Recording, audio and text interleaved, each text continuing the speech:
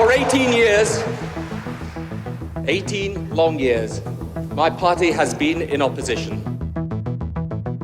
1997. Tony Blair and New Labour stormed to power in a historic landslide victory, bringing to an end nearly 2 decades in the political wilderness for the Labour Party. Today, we are charged with the deep responsibility of government. Today, enough of talking.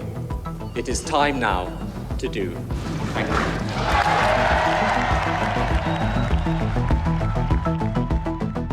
Now, in 2024, Sir Keir Starmer is hoping for a repeat performance. And according to one of the most highly respected polls published last week, he could well succeed. It's being claimed if there was an election tomorrow, the Conservatives would be facing a 1997-style wipeout. Before the end of the month, the Labour shadow cabinet will start behind-the-scenes talks in Whitehall, as if they're a government in waiting. He's written to the Cabinet Secretary requesting that Labour begin talks with the civil service, a crucial part of the pre-election process. And Rishi Sunak has already said he is happy for those talks to get underway. So what would Starmer actually do if he got to number 10? And who would be going into Downing Street with him? You're listening to Stories of Our Times from The Times and The Sunday Times. I'm Manveen Rana. Today, return of the Blairites, how Keir Starmer is harking back to the 1997 playbook.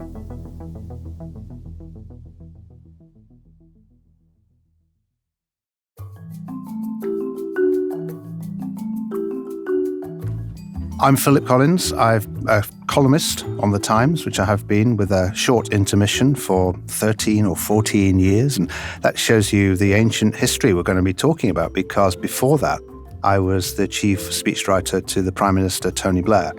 And in my intermission between spells at The Times, I also went back to Labour politics and had a bit of time working with Keir Starmer. Well, you've written about your period working with Keir Starmer in your column this week, and about a particular moment when you were writing a speech for him. Well, it suddenly struck me that this was a very important moment, but of course nobody noticed, because it was September 2020. Keir was in Doncaster and he was speaking to an empty room in the middle of the pandemic, no audience permitted. It is my immense pleasure to introduce the leader of the Labour Party, Keir Starmer. Thank you, Ruth, for that incredibly powerful introduction and for paying me the huge honour of introducing me today. I know how... And by then he'd been elected in April of that year, and so no staff really to speak of, and so I was drafted in to help him out with the speech. And it suddenly occurred to me in the course of writing it that the fact that we weren't going to have an audience was a real opportunity. Because at that time, remember, soon after Jeremy Corbyn had ceased to be lead with the Labour Party, Keir didn't have any control over the institutions of the Labour Party, a party full of warring factions. And so if he'd gone to a packed conference hall, he'd have been heckled, no doubt, he'd have been shouted down. But because there was no audience, it permitted him to say things which he otherwise wouldn't have said. And what struck me about that was that he was absolutely prepared to make arguments which I thought were necessary in due course for the Labour leader to make if he was serious about victory. And it taught me immediately that he really was serious about victory. And that is a much higher bar in politics than you might think. You might think it's obvious everybody wants to win. But the question really is, are you prepared to make the compromises with what you think and what those around you think in order to secure that victory? And it occurred to me in that process that Keir Starmer was one of those people who, when he said he wanted to win, he really meant it. And I hadn't thought that of Labour leaders for a long time.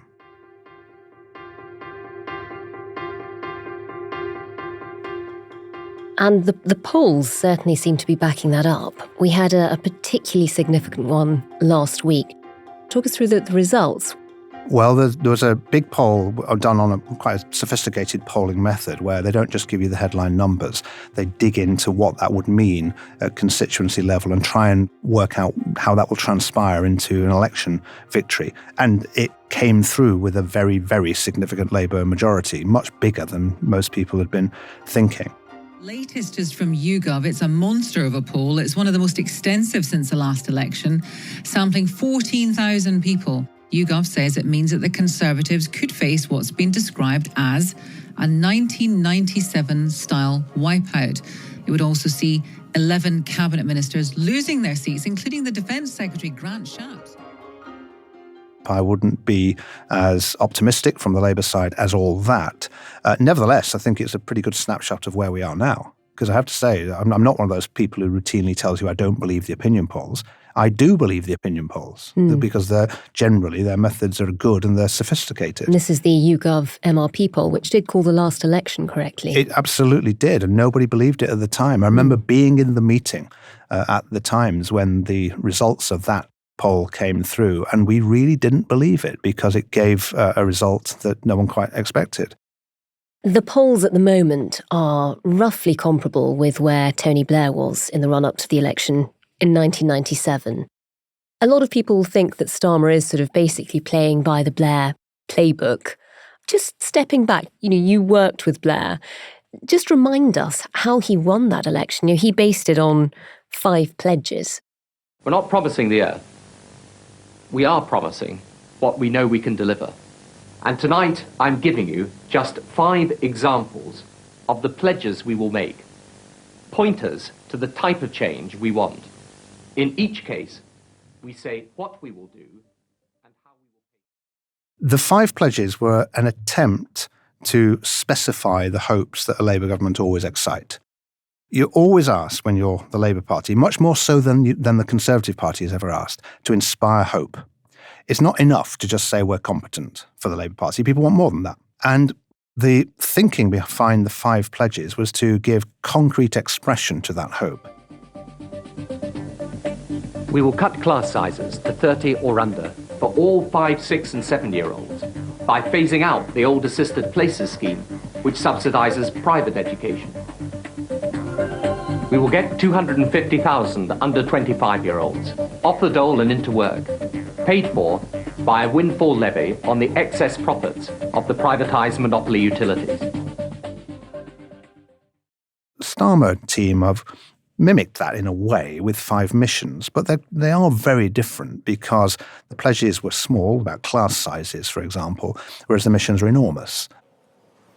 Mission 1, secure the highest sustained growth in the G7. Mission 2, build an NHS fit for the future. Mission 3, make Britain's streets safe. Mission 4, break down the barriers to opportunity at every stage for every child. And 5, yes, we will make Britain a clean energy superpower. So they're a set of objectives and ambitions, and they are extremely distant. To achieve them will be quite something. So to some extent, they're following what they did. But then that's the case of all successful political campaigns. I don't think that the Starmer team are particularly in hock to that election campaign. And quite right too, because it was 27 years ago. It would be like Blair being obsessed with the Ted Heath's campaign in 1970. I don't think anyone was obsessed with Ted Heath's campaign in 1970. Quite. Things change. I mean, the lessons aren't quite as simple as that. You have to respond to the moment you're in. And all of the big issues, I think, are, with the exception of the economy, which is obviously perennial, but some of the big questions now I don't think even featured in a campaign back in 1997. So I'm very wary of drawing straightforward lessons from what is, after all, a long time ago. Some of the people who were around Blair in 1997, like Alistair Campbell, they keep saying they want Keir Starmer to be bolder. Have the mindset that says, I could be Prime Minister and I could get elected facing multiple massive challenges. I have to have the outlines of the answers to those challenges now and campaign on those. And I think just a bit more boldness and a bit more courage. We keep hearing this analogy about sort of carrying a Ming vase across the floor and trying not to drop it. You know, he's being so careful about winning the next election that he's not really pinning his colours to the mast. Nobody knows what he stands for. And you mentioned how Blair's 5 pledges were very simple, class sizes, things like that people could instantly see whether he'd done well or not. Keir Starmer's, as you say, are very ambitious, but they're so ambitious that most people aren't quite sure how measurable they are. Well, I think that critique is a bit harsh. I think that some of the veterans of the new Labour years are slightly misremembering what actually they did. They were pretty cautious themselves. Blair and Brown permitted no spending promises at all. And so the whole campaign at the time was charged with being too cautious. Also, Starmer inherited a Labour Party that just had its worst defeat since 1935. I think there's another bigger reason why it's difficult, is that Starmer is trying to form policy in the wake of the financial crash. And what that means is that he is not going to inherit a position from the government where he's got a lot of spare money to disperse. If he were to make a whole series of pledges now and be bolder, they would be rapidly dismantled as being unrealistic. So the missions are deliberately very high level. I know they will take hard work, determination, patience, a true national effort. And for many people, that invites a sharp intake of breath, a raised eyebrow, a question. Can this really be done? It's reasonably precise to say we want to be the highest performing economy in the G7. It's an ambition. It's not a policy. Yeah. That's the difference. So it's not vague, but neither is it a policy. It's a desire. It's an objective.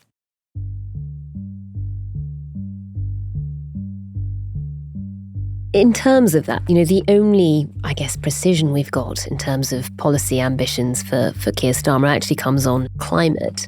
We've heard about this 28 billion a year for investment in green industries. I can announce today Labour's climate investment pledge.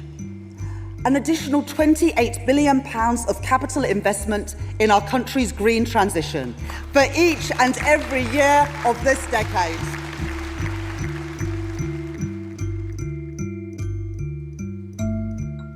Where does that policy stand right now? It feels like the one thing they have been precise on is changing day by day.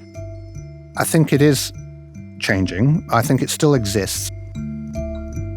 Obviously, we've pushed back the ramping up to £28 billion. It doesn't mean there's nothing before that. It means it's ramped up to £28 billion, subject, of course, to the money the government may already be putting in and to our fiscal rules. But that is just sensible investment, looking at the changes since we first announced this in the cost of debt.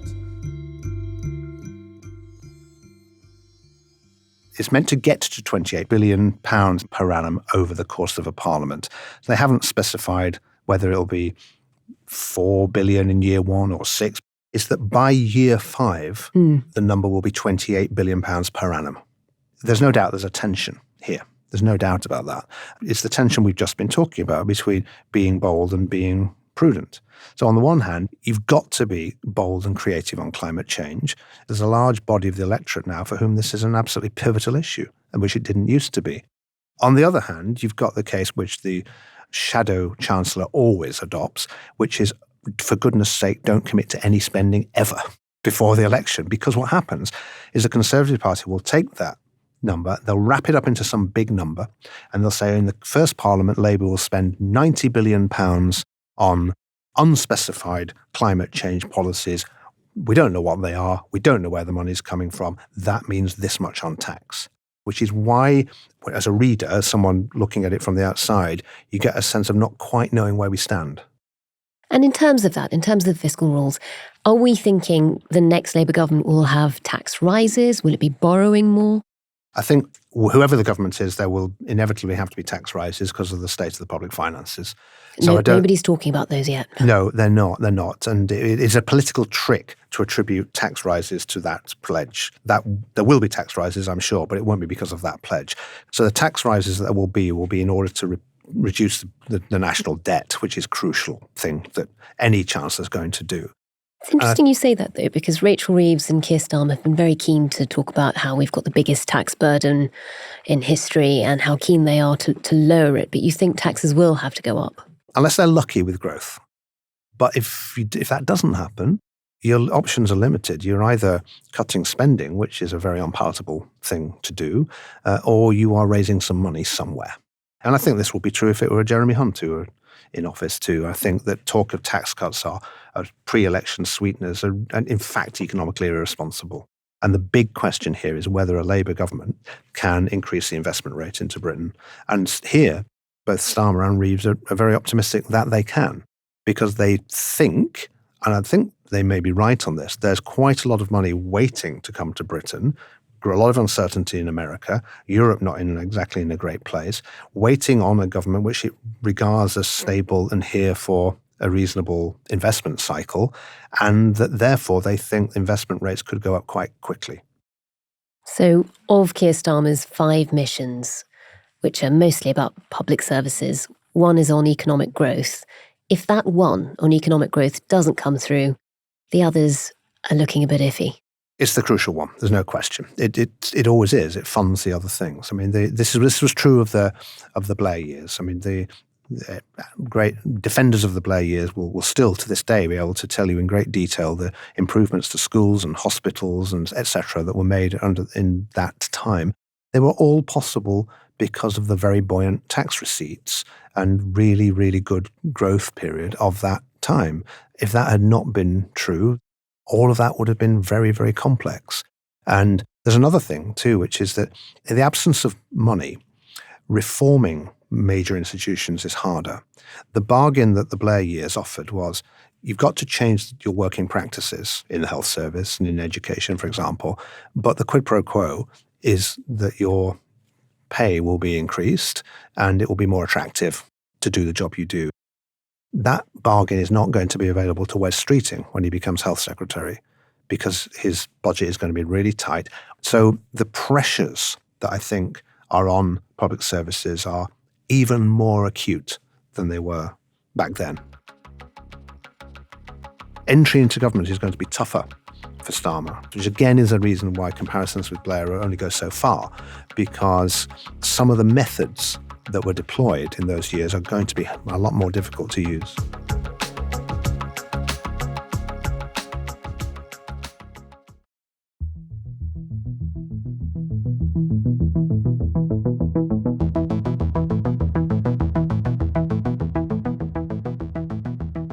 So, Philip, we're going into an election at some point this year. And as you say, the circumstances are very different from 1997. There are a tougher set of challenges that face anybody who goes into government. So it's difficult to draw complete comparisons between what happened to Blair in 97 and Starmer now.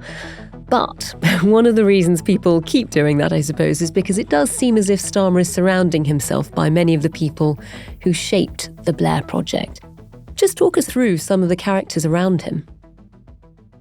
I'd say one of the most important survivors of the new Labour era, who's really pivotal because he's running the election campaign, is Pat McFadden. We're not going to accept that British politics is just about a new leader of the Conservative Party every year or two who pretends that everything before didn't exist and that it's year zero. That's not the case. Politics can do better than that. Pat McFadden has been around in Labour politics long before Tony Blair, and he was Tony Blair's political secretary before he became an MP himself in Wolverhampton. And he is as wise a political soul as you'll encounter. And he will be instrumental in ensuring that they run a campaign which is professional and clear and avoids mistakes, because the first thing you want to make sure is your campaign is solid and disciplined. And that's the other thing I think that you can draw from the Blair years. What Peter Mandelson, the former sort of head of communications for the Labour Party and then business secretary in the Blair governments, what Peter Mandelson brought to the Labour Party was discipline. Discipline on message and discipline on strategy. According to the Sunday Times, they've turned to a familiar face in the party's establishment. Peter Mandelson, Tony Blair's former strategist, is helping to craft a message that it is hoped will win the keys to No.10 And they've brought back quite a lot of the Blair inner office, I suppose, from the old days. You've got Matthew Doyle, who used to communications. You've got Peter Hyman, who's sort of a policy advisor. You've got all these people coming back. Is there a sense that it'll be easier to operate as they did then if you've got enough people around who remember those days? Well, I think it's more a case of experience. I mean, they've also got Deborah Mattinson, who's worked, did work with Tony Blair a bit, but largely with Gordon Brown. And it's largely, I think, about experience. And that's really what they're buying. I think what they want is not so much the association with Blair in particular, or Mandelson or anything like that. It's the fact that they went through a time when the Labour Party was winning elections. Matthew Doyle has talked to the press on behalf of the Labour Party for all his adult life. And it's useful to have someone who's got that experience. So I think it's a good thing to bring some of those people back, as long as they don't bring back the supposition that if only they do exactly what they did once upon a time, it's all going to be fine, because it's not. The world has changed, the problems are different, and they'll apply their intelligence in a different way. I don't think Starmer comes from the same position as them. I don't think Starmer would ever have been described as Blairite. I think he comes from left of that position. And that's fine, because there's a kind of unity between those two. What you'd call the soft left and the right of the Labour Party are at the moment very, very trained upon the prospect of getting rid of the Conservatives. We know that Keir Starmer is surrounding himself by people who worked under Blair. How much is Tony Blair himself influencing what's happening to modern Labour? Is there a hotline? I think Tony Blair's influence is actually largely through the Tony Blair Institute. It would be really foolish of any would-be Prime Minister not to draw on the experience of predecessors, Blair, but also Brown. And those conversations take place. But I don't think it's particularly regular, and I don't think it's a vitally important force. I think where Tony Blair has, quite cleverly recently, started to exert influence is by being one of the few places which is really generative with ideas. Well, tell us about the Tony Blair Institute. Explain what it's doing. Well, the Tony Blair Institute is an enormous think tank, and they have defined a programme of big problems they think Britain faces, and they publish their reports on it. And I used to run a think tank myself, and I know the beauty of having outside people offering things is precisely that you as the political party are not associated with them directly. You can disavow them. So I don't think that we're going to see Tony Blair Institute reports suddenly being translated verbatim into policy, but they're part of a ferment of ideas, which is otherwise a bit lacking. So when the Starmer team end up in government, they think, what can we do? What ideas are out there? That will be one of the influences where they look at. Blair often said that he regretted not doing more in his first term when he sort of had the huge popular mandate. Presumably that's something Keir Starmer will be very, very aware of. Should he almost be campaigning on a 2-term mandate? Because given the challenges he faces, nobody really expects that much to change within the first 5 years. I think he implicitly is doing that, but you have to be very careful about the hubris of saying that. Saying essentially, I want 2 terms when you're leader of the opposition. But the stress on long-term change, etc., I think is a coded way of saying that. A decade of national renewal is the central defining purpose of an incoming Labour government. A decade of national renewal is a huge national project to drive our country forward. There'll be no absence of difficult decisions for Starmer, but I think he'll discover his mood and his rhythm as a Prime Minister like everybody does. I don't think he necessarily will go in on day one, say, right, here we go. There's the 25 things. I mean, the Labour government was quite good back in the day at that. Gordon Brown was brilliantly theatrical at that, the independence of the Bank of England, one of the most notable reforms in our lifetime, and absolutely ready to go on day 3. So that was a little coup de théâtre. Whether Starmer has anything like that, I don't know.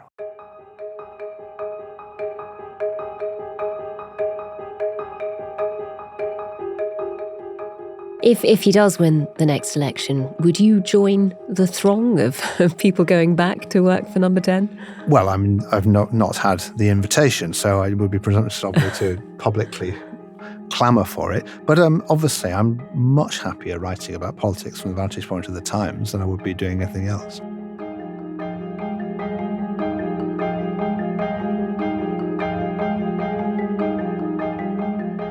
You've been listening to Stories of Our Times, a podcast brought to you thanks to the subscribers of The Times and The Sunday Times, with me, Manveen Rana, and my guest, columnist for The Times, Philip Collins.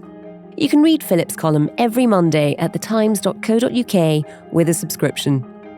If you enjoyed this episode, you might also want to try How to Win an Election with Matt Chorley and three wise political sages, Peter Mandelson, Danny Finkelstein and Polly Mackenzie, every Tuesday on all podcast apps. The producer today was Sam Chantarasak, the executive producer was James Shield, and sound design was by Mal Lassetto. If you'd like to get in touch with us with any ideas for future episodes or any thoughts on what you've just heard, then do drop us a line to storiesofourtimes@thetimes.co.uk. And if you enjoyed this episode, please do leave us a review wherever you get your podcasts. Thanks for listening. See you tomorrow.